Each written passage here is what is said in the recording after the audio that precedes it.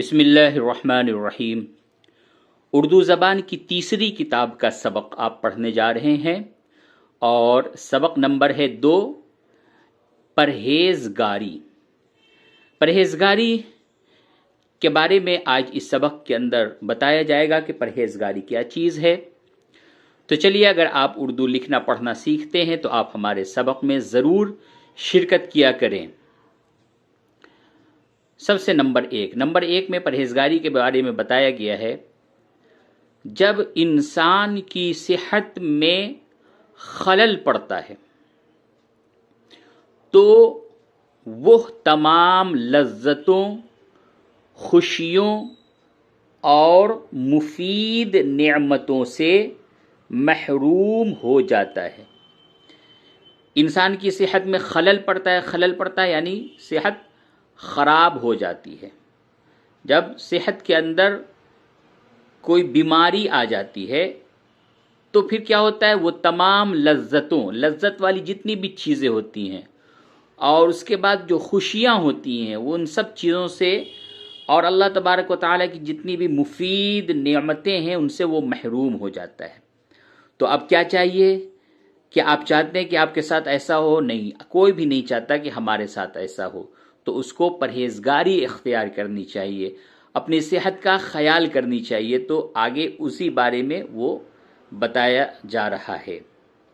Number 2، ہم کو نہایت احتیاط کے ساتھ اپنی تندرستی کی حفاظت کرنی چاہیے۔ احتیاط کے معنی ہوشیاری، کیونکہ یہ حفاظت اس مصیبت سے آسان ہے جو بیماری کے دور کرنے میں بھگتنی پڑتی ہے۔ آج جو آپ احتیاط کر لیں گے، یہ احتیاط کرنا آپ کے لیے بہت ہی آسان کام ہے، کوئی مشکل کام نہیں ہے، لیکن جب انسان بیمار ہو جاتا ہے تو پھر اس بیماری سے بچنے کے لیے، اس بیماری کو دور کرنے کے لیے جو انسان کو کام کرنا پڑتا ہے وہ بہت ہی مشکل کام ہوتا ہے۔ اس سے آسان ہے کہ آج ہی احتیاط کر لیں۔ نمبر 3، تندرستی کی حفاظت اس طرح ہو سکتی ہے کہ ہم ان باتوں اور ان چیزوں سے بچتے رہیں جو تندرستی میں خلل ڈالنے والی ہیں۔ کیا کیا چیزیں ہیں وہ؟ بری آب و ہوا، سب سے پہلی بات، ناموافق غذا، بے موقع محنت اور بے اندازہ کھانے پینے سے ہم کو ہمیشہ پرہیز کرنا چاہیے۔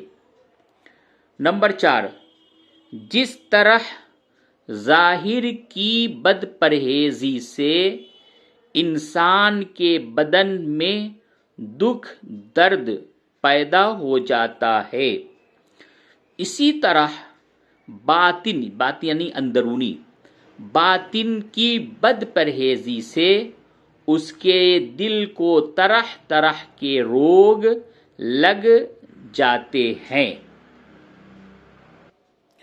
نمبر 5، ہاں سبق پورا پڑھیں کیونکہ اس کے اندر جتنے بھی مشکل الفاظ ابھی آپ نے پڑھے ہیں ان سب کا معنی اخیر میں بتایا جائے گا۔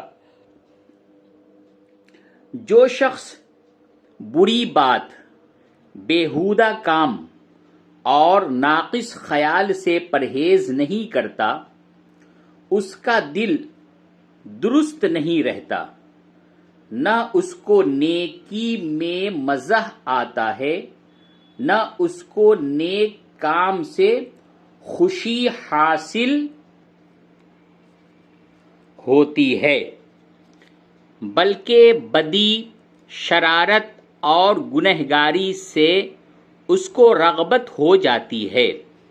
نمبر 6، ہم کو ظاہر اور باطن دونوں قسم کی پرہیزگاری اختیار کرنی چاہیے، کیونکہ پرہیزگاری ہی تمام نیکیوں اور خوبیوں کی اصل ہے۔ اب چلیے، اب آگے آپ کو ہم الفاظ اور اس کے معنی جو کہ دکھ رہا ہے آپ کو لکھا ہوا ہے یہ بتاتے ہیں اور اس کو آپ یاد کریں۔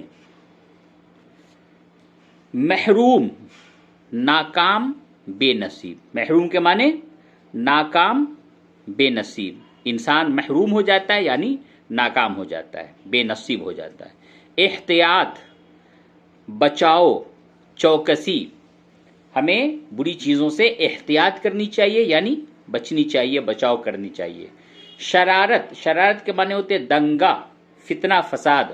رغبت، رغبت کے معنی شوق، پیار۔ اصل، اصل کے معنی بنیاد، جڑ۔ کریں پرہیزگاری ہی تمام نیکیوں اور خوبیوں کی اصل ہے یعنی بنیاد ہے، جڑ ہے۔ تو یہ آپ نے اردو زبان کی تیسری کتاب کا سبق نمبر 2 پڑھا ہے۔ اب اس کے بعد سبق نمبر 3 میں اطاعت، فرما برداری کے بارے میں آپ پڑھیں گے۔ اب اس کے بعد آپ کو جو اگلا کام کرنا ہے وہ یہ کرنا ہے کہ آپ ان سبق کو لکھ لیں، کیونکہ لکھنے سے جو ہے آپ کو ہی لکھنا آئے گا۔